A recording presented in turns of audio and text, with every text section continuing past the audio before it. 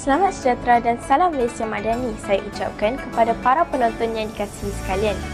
Saya, Henska Ivan Anthony, selaku pengawas Pusat Sumber Sekolah Menengah Sains Selangor, ingin berkongsi dengan anda tentang pengalaman saya sebagai seorang murid bukan Islam di asrama semasa bulan Ramadan.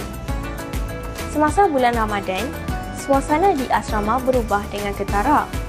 Pada hari-hari biasa, saya dan rakan-rakan saya akan makan di dalam makan pada waktu yang tetap. Namun, apabila Ramadan tiba, jadual makan rakan-rakan saya berubah kepada dua waktu yang penting, iaitu sahur dan berbuka puasa. Dewan makan yang selalu sibuk pada waktu makan tengah hari lebih sunyi, tetapi sangatlah meriah pada waktu berbuka puasa. Sebagai seorang murid bukan Islam, saya perlulah menyesuaikan diri dengan perubahan ini. Saya cuba untuk makan pada waktu yang berbeza, terutama pada siang hari, supaya tidak mengganggu rakan-rakan saya yang sedang berpuasa. Amalan saling menghormati ini amatlah penting pada waktu ini dan saya cuba untuk memahami cabaran yang mereka hadapi semasa berpuasa. Selain itu, saya juga dapat merasai kebersamaan yang istimewa dengan berbuka puasa bersama rakan-rakan saya.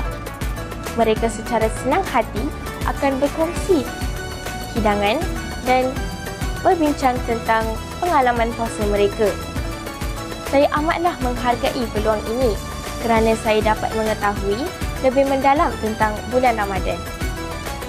Selain menahan lapar dan dahaga, saya juga melihat rakan-rakan saya yang cuba untuk membaiki dirinya dengan memperbanyak ibadah dan amalan baik.